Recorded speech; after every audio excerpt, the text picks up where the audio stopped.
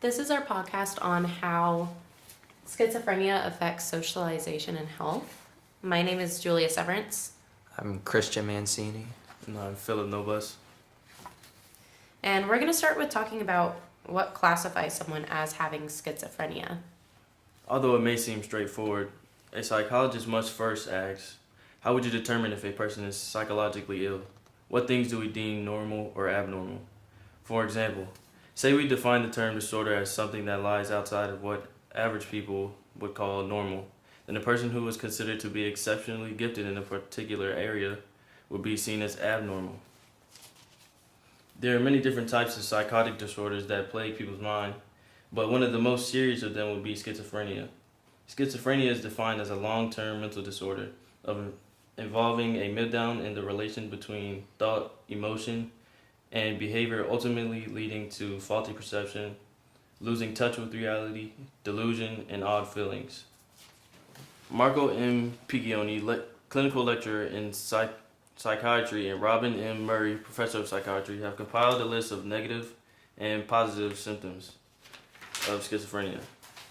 Those of the positive being lack of insight, failure to appreciate that symptoms are not real or caused by illness, hallucination, a perception without a stimulus. Hallucinations can occur in any sense: touch, smell, taste, or vision. But auditory hallucinations are most common, usually hearing voices. Delusions, a fixed, held, false belief that is not shared by others from the patient's community. Delusions often develop along personal themes, for example, persecution, passivity, and other. Persecution would be patients think they are victims of some form of threat or essential to a conspiracy. Passivity, patients think that their thoughts or actions are being controlled by an external force or person. And the others would be delusions can develop along anything, for instance, sexual or religious. The negative symptoms would include social withdrawal, self-neglect, loss of motivation and initiative, and emotional blunting. Usually with any psychotic disorder, especially schizophrenia, the person's thoughts and behavior have notably deteriorated, and this is a big problem for people from a social standpoint because our daily lives are so dependent on and involved in society that having this disability is very difficult for them to handle, and it's important that for them to seek help immediately. As far as day-to-day life, the number of people who develop a psychotic disorder tends to vary depending on the country, the age, and even the gender of the sufferer, as well as on the specific kind of illness. There are also many symptoms that can cause distraction from their daily life. Common day-to-day symptoms for people with schizophrenia include social withdrawal, social isolation or loneliness, potential agitation and restlessness, anxiety, nervousness, fear, potential loss of appetite, and even worsened hygiene. And however, the main and most common symptoms of schizophrenia are disorganized thoughts and occasionally uncontrollable emotions. And much of this information was found from the expert review of neurotherapeutics. So, the next thing that we're going to talk about is how schizophrenia affects how someone functions day to day. I know that people with schizophrenia definitely experience less social contact, and this is, I feel like, a big contributor to an issue with homelessness and unemployment for these people, because their mental illness impairs their social skills and their ability to process thoughts and hold even simple conversations with others. And these are basic skills that most people are capable of doing. Simple tasks such as cleaning, eating, and etc. that become very difficult because it's very hard for people to stay focused and follow through on tasks that they are trying to complete, even if they are simple tasks. Genetic and environmental factors also impact a person's severity of their schizophrenia. Things such as traumatic experiences from their past can lead to schizophrenia and different severities of it. Other things that become affected are employment, because it is very hard for people with schizophrenia to socialize with others and successfully. It's hard for them to successfully function in what is seen as a normal environment for someone without schizophrenia. Now let's move forward to statistics. Where are the people with schizophrenia living? 6% are homeless or live in shelters. Another 6% live in jails or prisons. 5 to 6% live in hospitals. 10% live in nursing homes. 25% live with a family member. 28% are living independently. And the 20% live in supervised housing, group homes, etc. Another interesting statistic that we found was suicidal risk. The suicidal risk is 50% higher in patients with schizophrenia than normal people. Suicide is the number one cause of death of people with schizophrenia, according to the Treatment Advocacy Center. It is interesting that it seems like the highest percentage out of all of those were people living independently. Right, I agree, because that'd be like harder for them to function with more surroundings and everything, because as we've like seen in some of those other videos that like they have trouble being able to like put together thoughts and sentences and everything. So I feel like an environment where they're not pressured to do that is sort of helpful for them to just be on their own in some ways, but also I can see how it'd be like not necessarily safe also for them to be on their own. Yeah. I think it could be detrimental if their hallucinations were bad enough. Like some people, like we've learned, will have just the delusions of voices, but some people will actually hallucinate and see things as well. And so it might be really hard to differentiate between perception and reality in that type of a situation. So I can imagine that it could also be really scary, somebody living on their own and not feeling like they really have the support. As far as suicide rates go, that's incredibly sad that that's the number one death for people of schizophrenia, because there are quite a few people afflicted with that, probably more than most people would think. Like there's so many people that are walking around us that have it and have learned to cope with it day to day, but it's sad that people haven't found a support system to get help, whether it be medical or maybe with family or friends. A lot of patients have said that it's difficult to get access to the appropriate assistance, whether it be money issues or whatever. So I'm someone that has struggled with certain mental illnesses. I've struggled with anxiety and depression, which is a lot more common, especially because a lot of people deal with those things like seasonally or based on a certain experience. So it's a lot more understood than something like schizophrenia. So even being someone who has struggled with certain illnesses, I can't imagine what it would be like to go through day to day and having stimulus that's not actually there, like how confusing that could be in life. The other day I was on Facebook and I came across a BuzzFeed video. It's titled, "What is Schizophrenia Like?" BuzzFeed isn't always the most reliable source of information, but this was actually really, really fascinating. They did kind of a little experiment with a couple of their employees. They used a schizophrenia audio simulator, that was created by Dr. Patricia Deegan. She is actually diagnosed with schizophrenia, and she collaborated with others who also have schizophrenia to put together an audio simulation of voices that they have actually heard. Some of them are really mean and intrusive, but they're not always that way. Sometimes it's just a lot of clouded whispers, and it just really gets in the way of day-to-day functioning. And I'll go ahead and insert an audio clip of that simulation so that you can get an idea of what it sounds like. Stop it now. Look at it. Eyes are everywhere.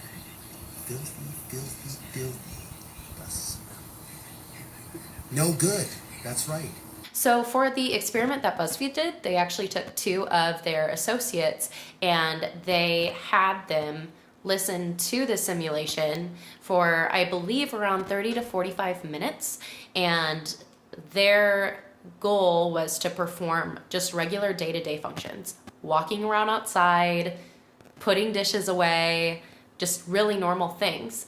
And if you're interested in what it might look like for somebody day to day with schizophrenia, I would highly recommend to watch this video just to see the reactions of these people who do not have the illness and to see how affected they are after even just a few minutes of it. You can see that they have trouble speaking, they have trouble putting thoughts together, they even have trouble just the guy in the video was just walking around outside and just how unsafe he felt listening to those voices in his ear in a place, in an environment that he couldn't fully control. It's pretty intense to watch. Yeah, I just find it incredible that other people have to go through this, and how incredibly lucky I am that so far I have not developed anything of this sort, because I couldn't imagine having to go through thought and emotional impairment because of just a mental disability that I can't even help. But I'm incredibly lucky also. I think it's really eye-opening when I've heard other people say they've tried to do simple tasks such as just like cleaning, and they make an attempt at doing it, but they just struggle to be able to be focused and everything through the whole time. And they'll say that, days have passed before, without them even realizing it, that they couldn't complete these tasks in that amount of time. Yeah, and I find it really great that we have like social media, blogs, films, and like social forums and stuff like that, articles to keep us aware that of what these people are going through.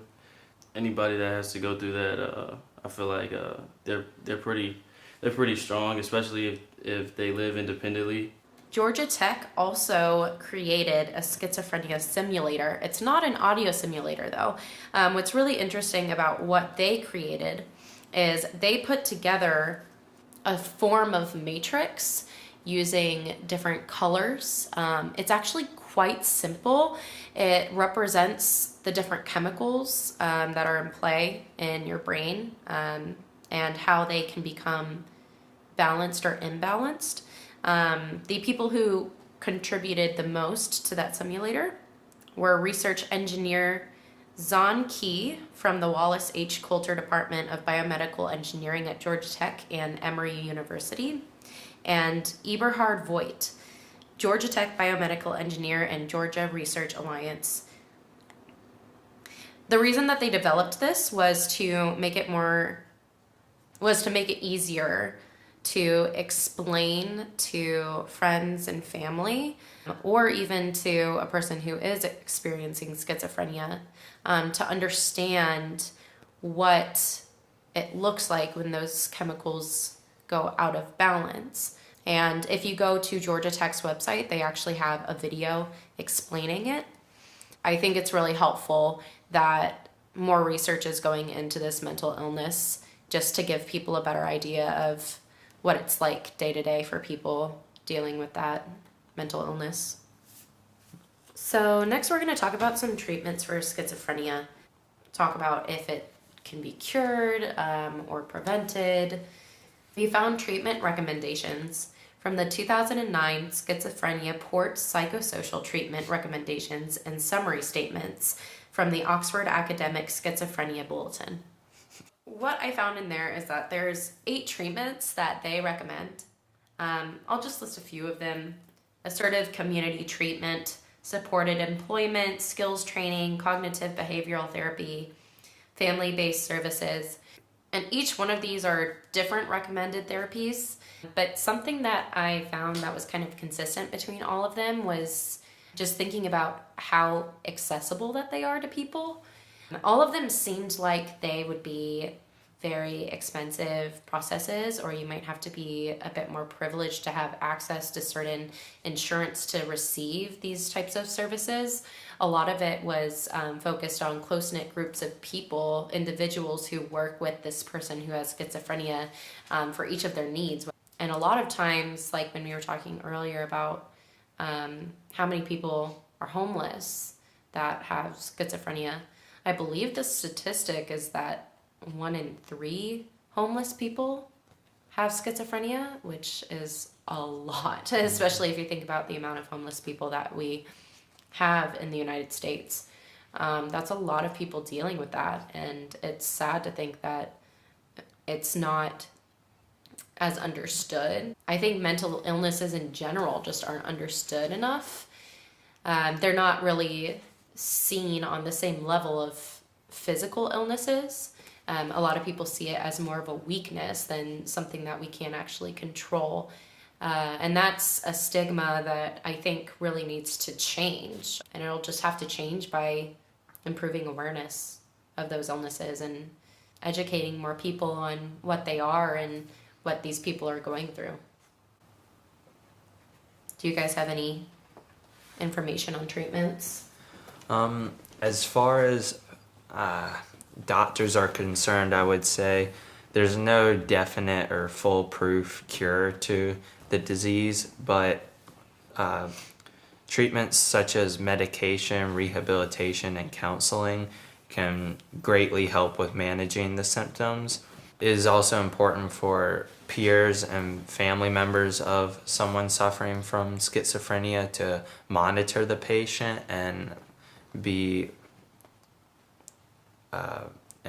like a very To develop like a support system for them? to develop a support system.